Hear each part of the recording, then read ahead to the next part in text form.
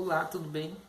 Me chamo Paulo Freire e esse é o Leituras do Paulo. E hoje eu vou falar sobre o que eu tenho lido, o que eu li até agora, em 2021.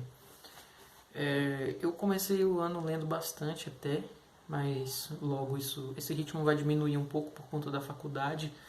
Mas até o momento eu li 6 livros, 7 livros e alguns outros textos. Eu vou falar rapidamente, de maneira mais breve, sobre o que eu li e o que eu achei, se eu recomendo, se eu não recomendo, sem dar muitos comentários sobre o conteúdo do livro. Vocês podem buscar sinopse ou coisa do tipo. Mas, de modo geral, eu tenho gostado das coisas que eu li até então.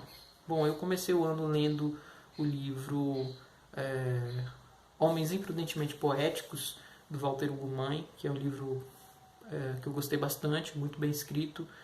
Tem uma prosa bastante poética e se passa no Japão, que é uma temática que eu não tinha lido ainda e que eu queria ler.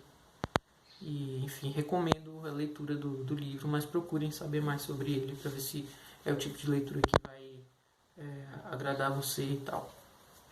Depois eu li Se Deus Me Chamar Não Vou, que é um livro nacional.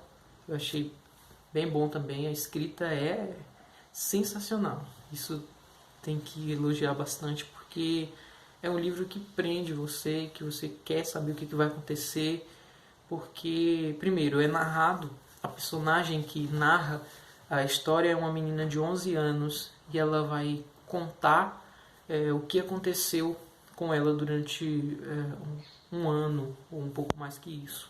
Mas é bem interessante a gente ver o ponto de vista da criança, a perspectiva de uma criança de 11 anos acerca das coisas que aconteceram com ela naquele ano. E, enfim, eu recomendo bastante esse livro. O nome da autora é Mariana Salomão Carrara. Tá?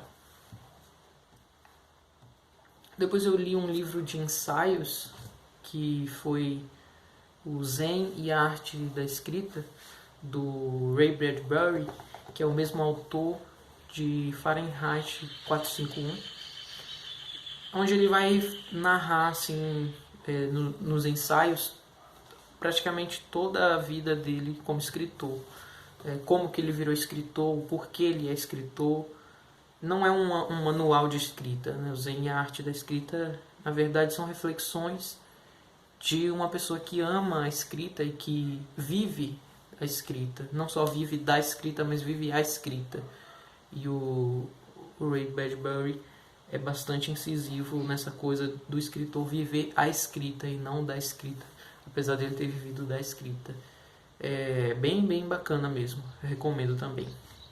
Depois eu li um livro nacional também, foi outro nacional, na verdade eu tinha lido Se Deus Me Chamar Não Vou, eu li esse também, que foi A Lua Vem da Ásia, do Campos de Carvalho, que é um autor que ficou meio esquecido assim por uns tempos, e é bem curioso que ele tenha sido relegado a esse ostracismo na literatura nacional, porque é um autor surrealista, um autor que sabe fazer bom uso da ironia, que tem uma verve muito forte para essa coisa mais cômica, só que ao mesmo tempo é trágica.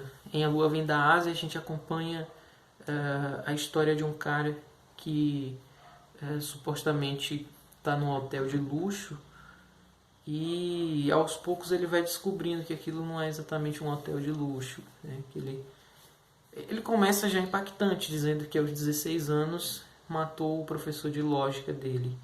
E aí a partir daí ele vai narrando o que aconteceu com ele, só que a gente vai percebendo que não é bem aquilo que está se passando com ele. E é bem interessante mesmo, assim, a forma como é escrita, a velocidade dos acontecimentos, a maneira como o narrador traz a história. O Walter Campos de Carvalho é um autor muito bom, tem uma forte influência de Machado de Assis, então a questão da ironia está presente, desse narrador ébrio que não está dizendo coisa com coisa às vezes. É bem interessante, assim, bem impactante, que é uma leitura de algo que eu não tinha contato antes disso, que é o surrealismo, e, enfim, recomendo, gostei muito. Depois eu fiz algumas outras leituras que foram mais por obrigações em alguma medida, mas que também não deixei de gostar por isso. Eu li alguns textos de Kafka, dentre eles Um Artista da Fome e Na Colônia Penal.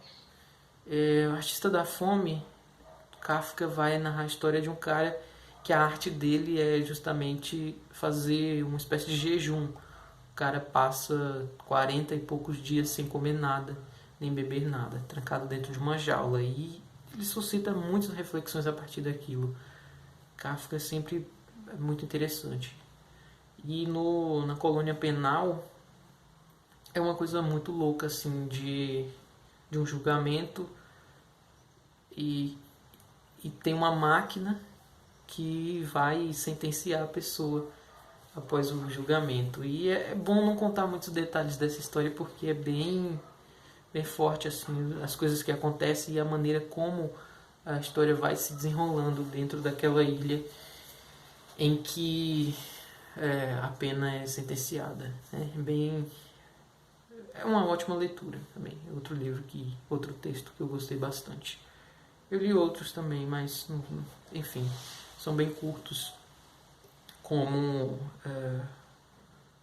o texto do Machado de Assis também que eu li, foi o Alienista, que foi por obrigação também, mas que eu gostei bastante, que numa cidadezinha ali próxima ao Rio de Janeiro, o médico Simão Bacamarte constrói um hospício chamado a Casa Verde e ele vai encontrando nas pequenas coisas assim do dia a dia das pessoas falhas de caráter, coisas do tipo, e vai jogando essas pessoas dentro do hospício. É uma maluquice, mas suscita uma reflexão também sobre o que é normalidade, quem que é o louco ali dentro da história. É muito boa também. Eu recomendo O Alienista, do Machado de Assis. Li também dele um conto, A Teoria do Medalhão, que é basicamente um pai conversando com o filho sobre como se dar bem na vida. A Teoria do Medalhão é isso, poderia ser resumido assim. Que me remeteu um pouco a um texto que eu tinha lido logo que eu entrei na faculdade, no primeiro ano, que foi As Nuvens, que eu acho que é uma comédia do Aristófanes, alguma coisa assim. E nesse texto, o mote é um pai dizendo para o filho procurar o sofista, que o sofista é aquela pessoa que vai dizer para ele como se livrar de uma dívida que ele está, né? Como se safar de uma dívida. Eu achei a estrutura um pouco semelhante. Lá no Medalhão, na verdade, é como se dar bem na vida, na sociedade, nas relações dentro daquela sociedade. É bem interessante. Machado de Assis escreve maravilhosamente bem.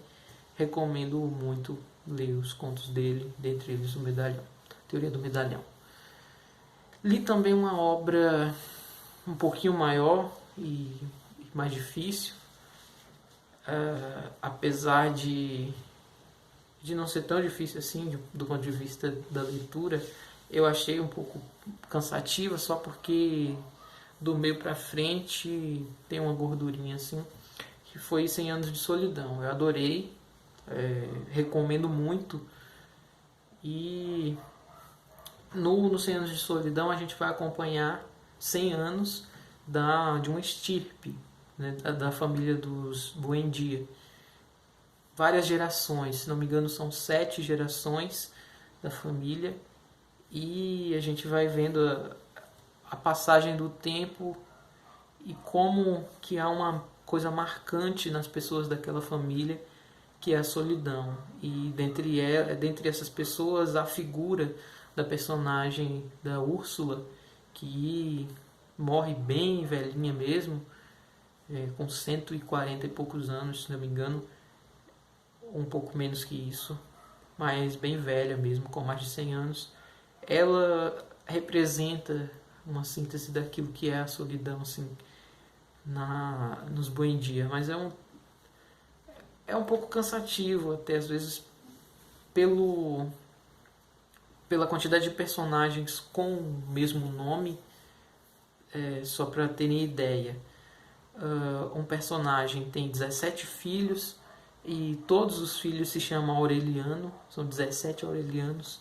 Isso é um pouco engraçado até, mas é um livro muito bom e que talvez um dia eu releia com mais calma, até porque eu li um pouco apressado demais, eu li muita coisa de vez e eu acho que isso atrapalhou um pouco, mas mesmo assim eu consegui gostar da história. Li também recentemente livro chamado Os Piores Dias da Minha Vida Foram Todos, livro do Evandro Afonso Ferreira, outro brasileiro. O 100 Anos de Solidão, acho que todo mundo sabe, é do Gabriel Garcia Marques, né? Caso eu não tenha falado. E Os Piores Dias da Minha Vida Foram Todos é um livro do Evandro Afonso Ferreira em que, mais uma vez aqui, tem uma coisa do solilóquio, né? Da pessoa falando consigo mesma, que é uma personagem que está no leito de hospital à beira da morte e ela vai retomar um pouco da memória dela e das coisas, das reflexões que ela tem acerca da vida e da morte a partir da figura, primeiro, de Antígona. Ela vai comparar a história de Antígona dela, tanto que os capítulos começam assim. Por um lado ela diz, ela pergunta Antígona e ela dá uma definição acerca de um acontecimento da vida de Antígona e depois ela pergunta eu e vai falar aquilo na vida dela que poderia se comparar à vida de Antígona, e trazendo várias reflexões filosóficas sobre o sentido da vida, sobre a própria existência, sobre o sentido da morte, e uma outra figura que seria a do amigo escritor extinto, que ela sempre retoma para poder soltar umas frases assim muito fortes, com afirmativas que faz você parar um pouco a leitura assim, e pensar acerca da própria vida e do sentido dela. Desse sentido do Sísifo, né? Da repetição, dessa figura que rola a pedra todos os dias, sabendo que ela vai cair de novo e que no dia seguinte vai rolar de novo a pedra. Tem um pouco disso nas reflexões da personagem do Evandro, que o Evandro Afonso Ferreira constrói dentro do livro Os Piores Dias da Minha Vida Foram Todos. É muito bom, recomendo também. E, como eu vou falar também no próximo vídeo, eu estou lendo agora Quatro Soldados, do Samir Machado de Machado, que eu vou falar melhor no próximo vídeo. Tá? Por hoje é isso.